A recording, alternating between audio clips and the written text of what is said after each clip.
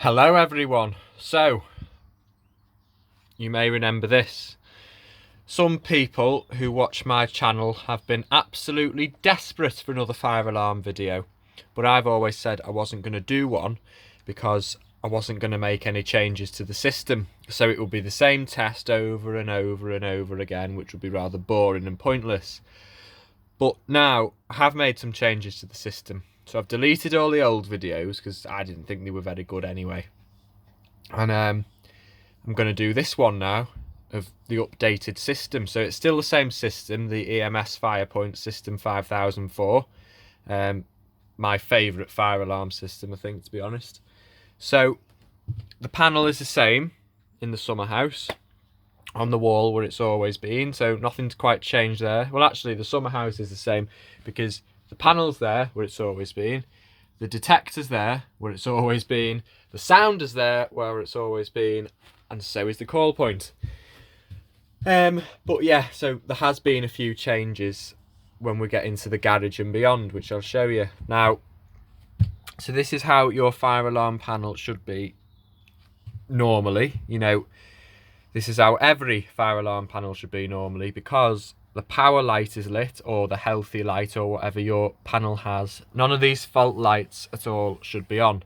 And this panel has the feature, when it's in the normal mode, you can actually test all the lamps to make sure they're working. So I'll show you that quickly. If you press LED test,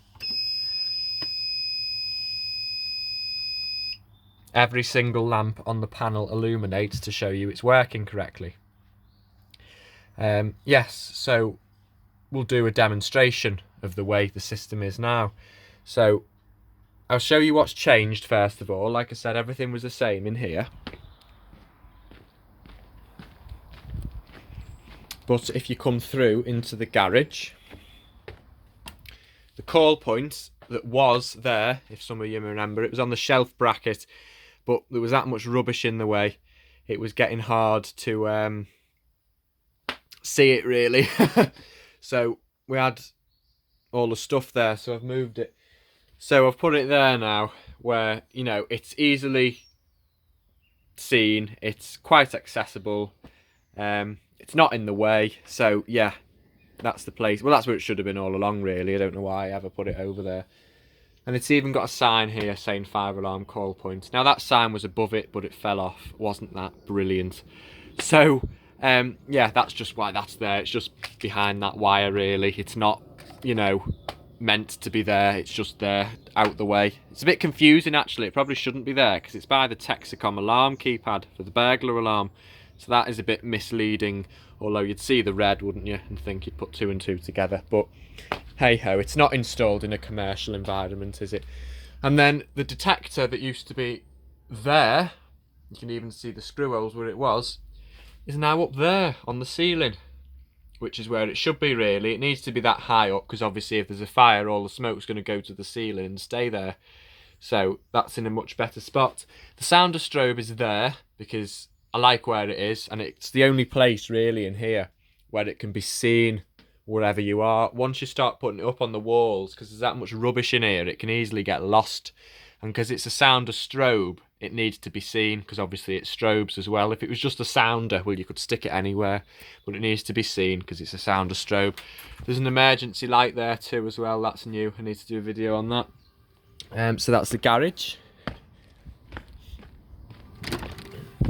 In the kitchen, there is a sounder on the wall behind here. I'm going to put you over and see if you can see it. Can you see it? Just about the back of it there. Yeah, you can just see it above the fridge there. Obviously, this is a domestic kitchen. I didn't really want an ugly sounder on show. I was going to put it above them cupboards there, but you could still see it there, and that is the perfect place for it there.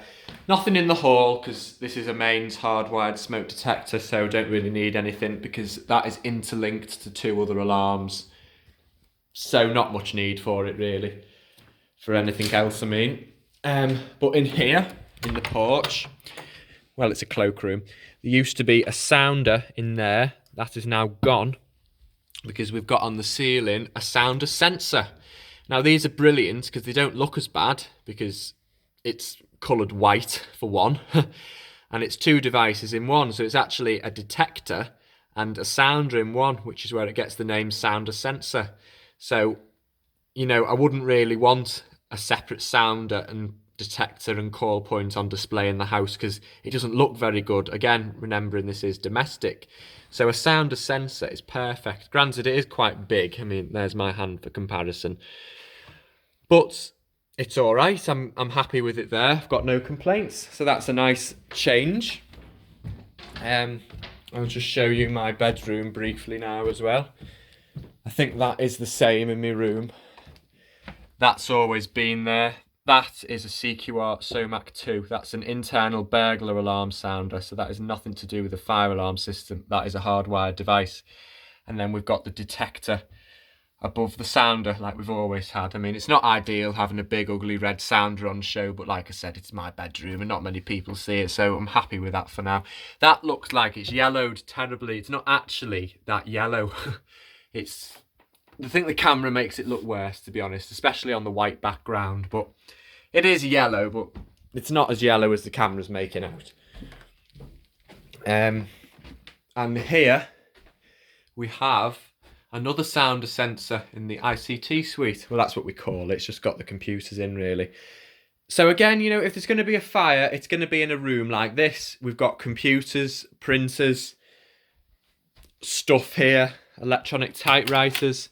So this is, again, a room where there's probably an increased risk of a fire. So we've got a sounder sensor, again, sitting, I won't say discreetly on the ceiling, but sitting on the ceiling, not looking like a separate sounder and detector, which is what I wanted.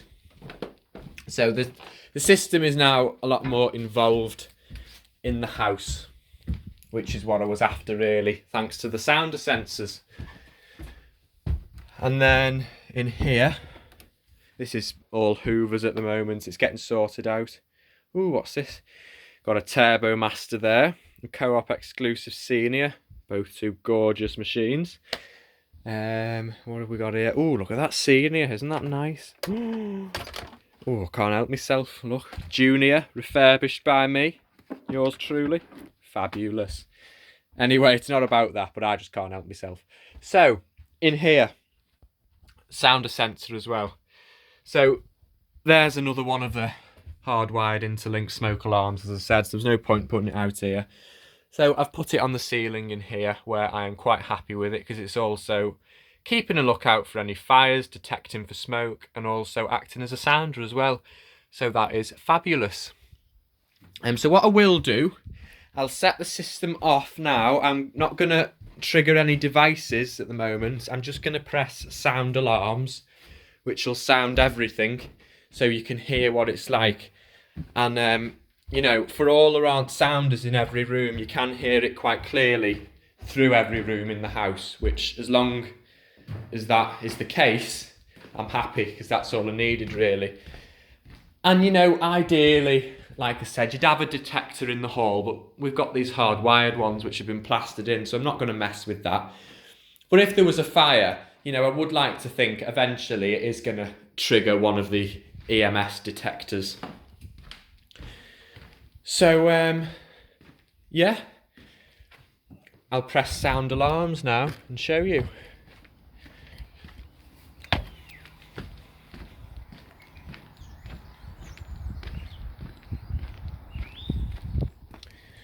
So here, if we put the panel in the on position at the key switch, that system clear will change the panel in access. And we're ready. So if I press sound alarms, it'll sound all the sounders everywhere.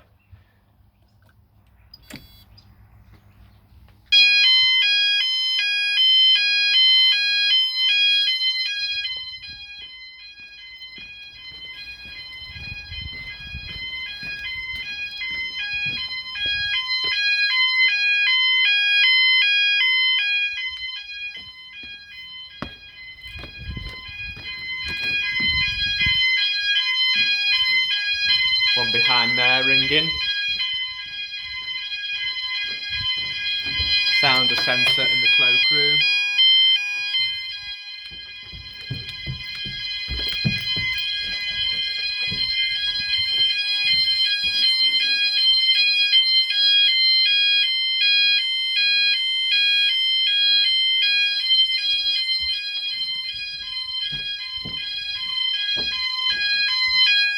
Proper one there.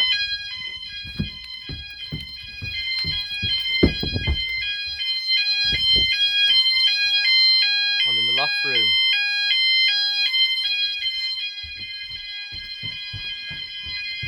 So, you know, wherever you are in the house, you can hear it quite clearly, and it's very loud. So it's doing what it needs to do, basically. There's no way you're going to sleep through that or anything.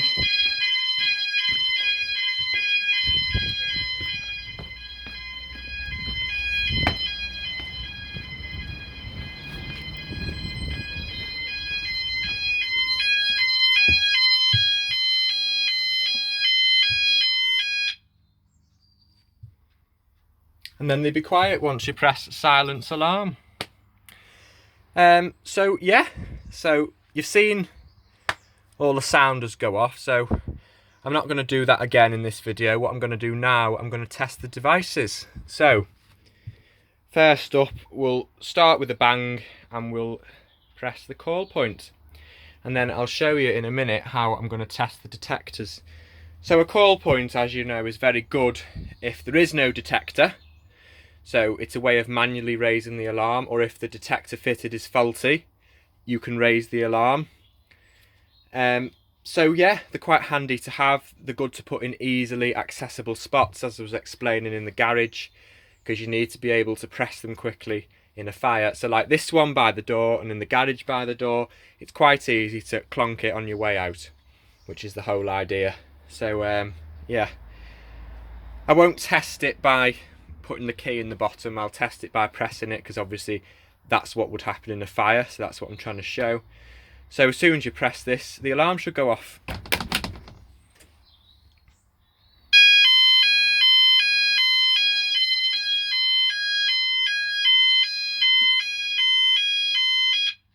So as you heard, the sounders went off, and then it tells you the problem. So fire alarm, call point summer house, to tell you it's been triggered. Yeah, so that's the call point, and now I'll show you how I'll do the detector. So what I like to do is get an old jar like this with a bit of tissue in and set fire to that, because that's real smoke. I know it's not the right type of smoke. I know that's not going to be the smoke you get unless you work in a toilet roll factory. But, you know, people use aerosols to test them, or you can get fake smoke. But in a real fire, it's not going to be fake smoke. And it's not, you know, I think I've even used links to test detectors before. But when there's a major house fire, it's not going to be giving off links, is it? It's going to be giving off smoke, which is why I like to do this. So I'm going to use real smoke to trigger the alarms, which it does stink, but it's, you know, it's in my opinion, it's a better way of testing. So we're going to set fire to this. If the lighter will ignite, which it seems to not be wanting to do.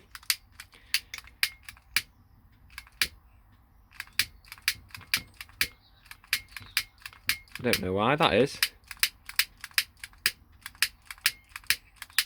Always something, isn't there?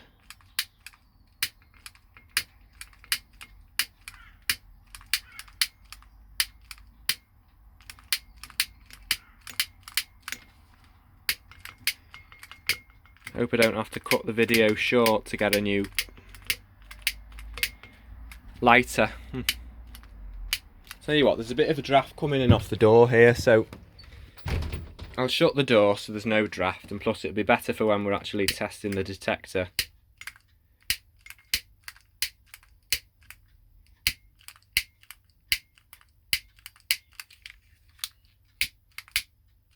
Add it then, and I let go. This is a bit embarrassing, isn't it?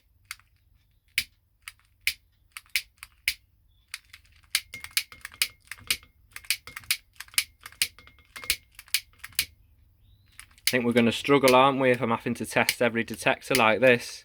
But once it's lit, it's not as bad then, because I'm hoping I won't have to reignite all this tissue.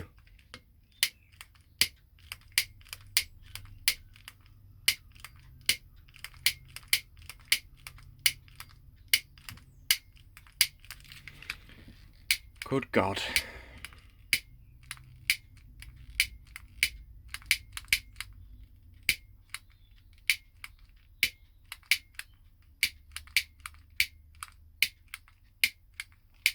Not having it, is it? Have I not got any? I mean, I don't know how flammable WD-40 is, but if we put a little squirt of it on there, see if that helps it ignite. Yes, it did. Look at that, flipping heck. So that's now smoking, which should, in theory,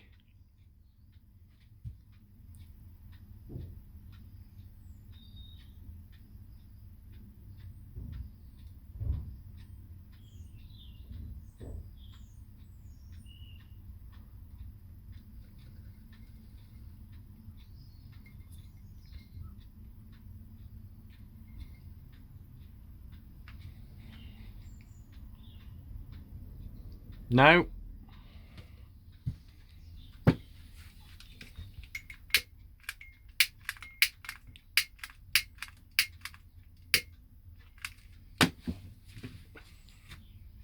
Let it burn a bit more this time before blowing it out. Like that. That should be well enough to trigger it.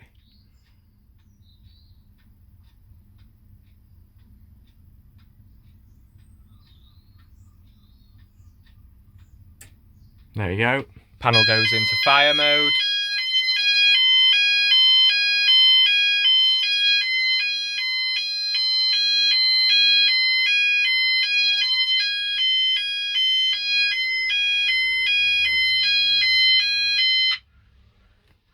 So I've silenced that.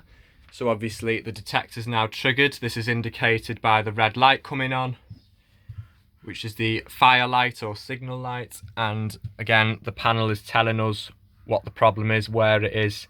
Again, you know, it could be the key holder of the panel wants to look at this screen, or the fireman for information, because, you know, this can tell you how a fire is spreading. Well, not how it's spreading, but where it's spreading. So, you know, I can already see call point summer house. If I press it again, smoke and heat detector summer house. So you can tell what's been triggered, you see. So, you know, if a fireman looked at this to go, oh right, well nothing in the house has been triggered, but the summer house detector has been triggered. Obviously the panel's right by the summer house detector, so you'd know if you could smell smoke, but this is an example. So you can use that to judge where the fire's going, or, you know, if the smoke detector in the cloakroom went off, then you could say, right, could be an electrical fire because it could be by the fuse board, but the smoke detector in the loft room hasn't triggered, so you know there's nothing there yet. So it does give you some indication. And obviously these devices are both on zone 4 because zone 4 is illuminated. So there's the call point summer house, as I said, and the smoke and heat detector summer house. Yeah, you could put not a smoke and heat, but you could put a heat detector in somewhere like a kitchen. That's handy because obviously it's not going to be triggered by the smoke. Yes, you get a fire light as well. Yeah, that flashes obviously when the panel is in fire status, but when the panel's been silenced, that goes on to just a static light. So you can tell that the call point's been triggered because the light's on, and the light's on the detector. Now the idea is as well that you place the detector with the alarm light facing the door, so that somebody like a fireman, or again the key holder, can tell if the detector's been triggered or not without walking straight into the room. So this is facing the door, so, you know, somebody walking past can literally just stick the head in, yeah, the light's on, they know that detector's been triggered and move on. Whereas if that is facing the other way, that alarm light, somebody's then got to come into the room, which could potentially be dangerous because it could be on fire, or the fire could be near, or it could be full of smoke. You've got to come all the way in to look at the other side of the detector just to see if it's gone into alarm. So yeah, what we'll do now is we'll move on into the garage. I won't reset these devices, I'll do that at the end off camera, otherwise we'll be wasting too much time. So I'll put this loo roll in my pocket and we'll take our little jar and we'll go and set the garage on fire. Hopefully not. So again, I'll just shut the door behind me because I don't want the smoke to go away from the detector. So put in our little jar here. Obviously there's the detector in the garage.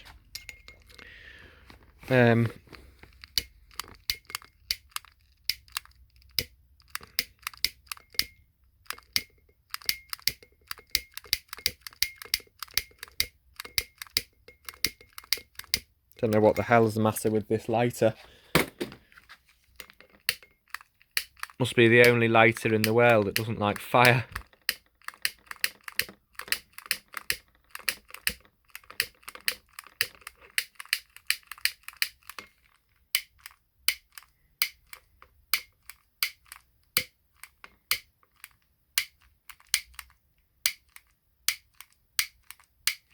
It worked last time, didn't it, when I had the WD-40?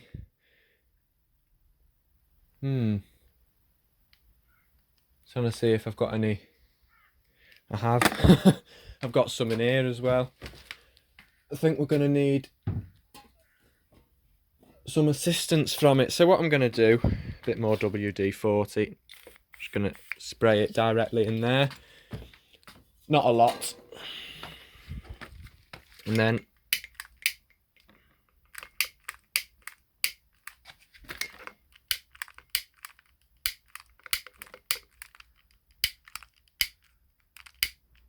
did any even come out then?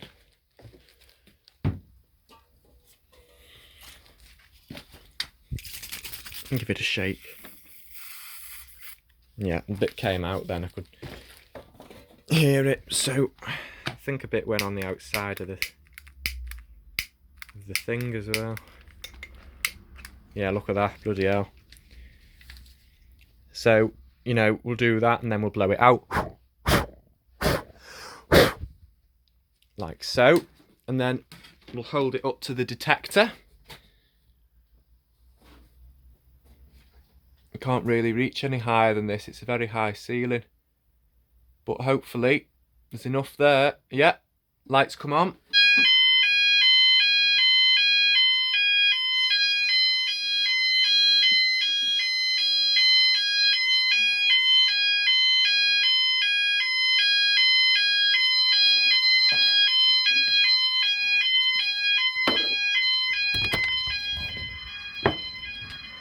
So the system's been triggered.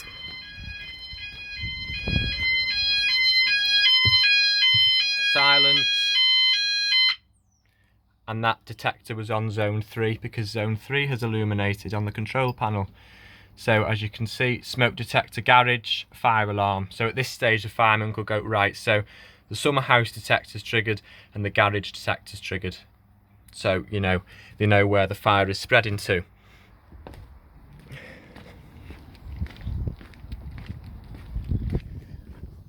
And again, as I've shown you before, you know, if that detector had gone faulty, well actually, first I'll say again, the LED isn't really facing towards the door, but it is facing towards the window, which is something.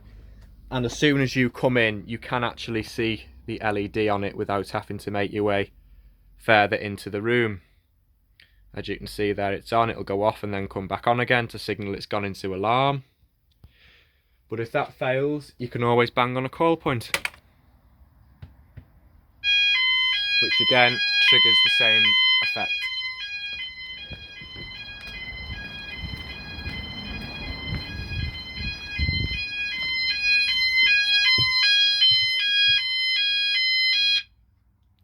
So that'll tell you again what's happened. So the call point in the garage has been pressed, as you can see. So far we've got the smoke detector in the garage, the smoke detector in the summer house, the call point in the summer house, and the call point in the garage triggered. So all them devices have gone into alarm. Yeah, so we'll move on to the house now. Where's our little pot of tricks? I'm just debating whether to bring that WD-40 with me. Just in case I can't get that lighter to ignite again, I'll bring it with me. It's obviously a good fire starter. So the next device we'll attempt to trigger can be the sounder sensor in here. So as soon as this is triggered, this will start sounding an alarm. It is not just a detector. There's no smoke coming out of that now, so we'll have to reignite it.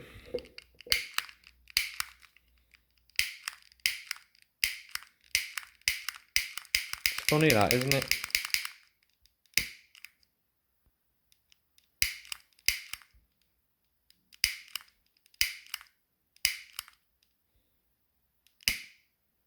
No, doesn't want it. Have to use a bit more of our friendly fire, dare I say. As I said, not a lot. I don't want to burn the house down.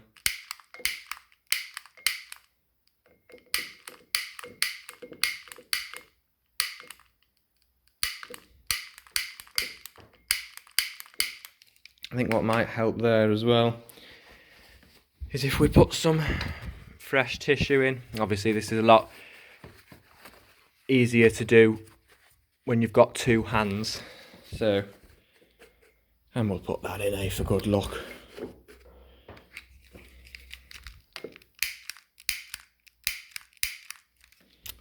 Flipping heck. Don't tell me even that's not going to work. I can see a damp patch on that, so it should ignite it. Yep, there it goes. So obviously a little fire has now started, and if we blow that out, we should trigger the alarm because it'll release smoke.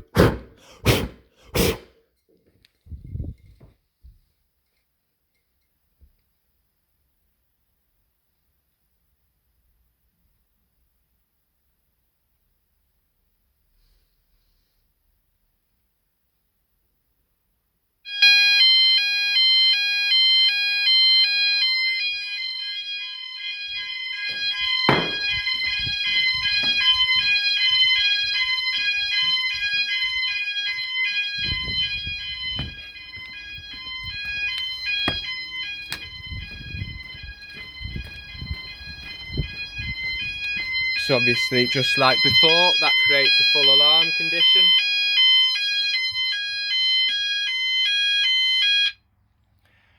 And if we go through the events, sound ascents the cloakroom, fire alarm.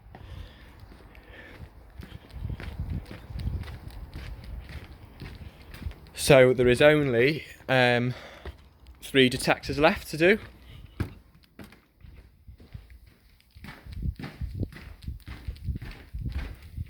So we'll take this again. All our things, and the light on that will automatically go out when the device has come out of alarm condition. You could hear that one go off earlier and then other ones start in the background. So what we'll do here, it's quite handy this because there's a little shelf there, so I can place it on there until it triggers. Yeah, so we'll see if we can get this to start. Oh, look at that. It's the first time. Oh, and I've blown it out. Tell you what will work. Because I like scented candles, I have a lighter in here. I'll put that in my pocket as well.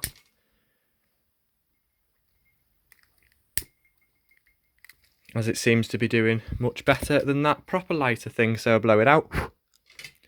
Plenty of smoke, so I'll stand that on the sounder, that'll trigger the detector.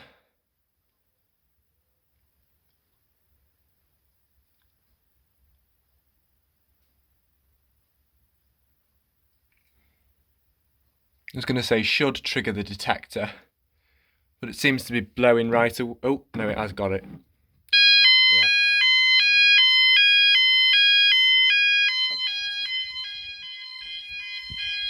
So that triggers every alarm sounder there is. Obviously that one's going as well. They'll all be going. Oh, and it's triggered the house ones. Actually, it's triggered that.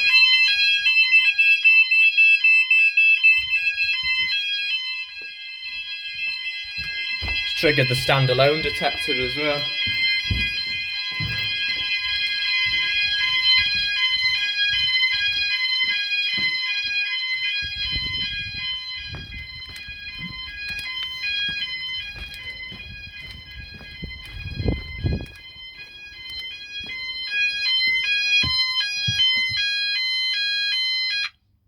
So we'll silence that, but obviously the standalone detector's been triggered, so pressing silence on the control panel is not going to silence that. So The batteries are going to have to come out of that because that'll be a lot more sensitive and will probably continue to beep until there's no smoke, which, considering there's a smoking jar in there, actually it stopped.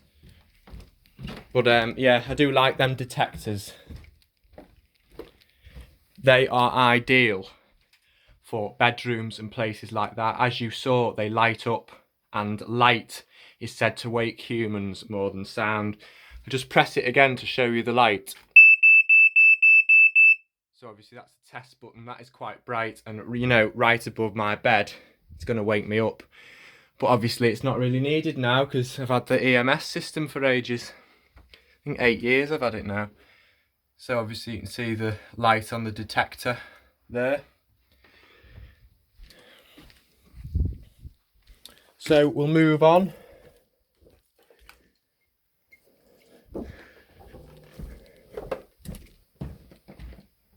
In here.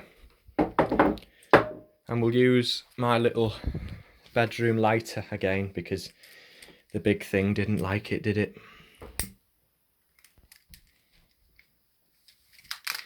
So again, we seem to have ourselves a little fire. My house is going to stink of smoke now, isn't it? And that will trigger there.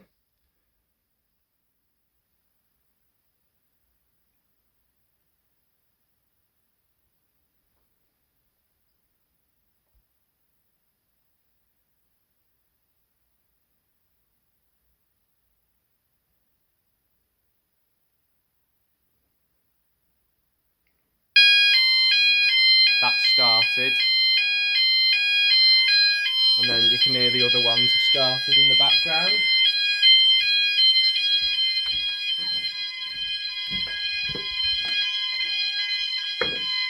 All the other sounders are going off as well.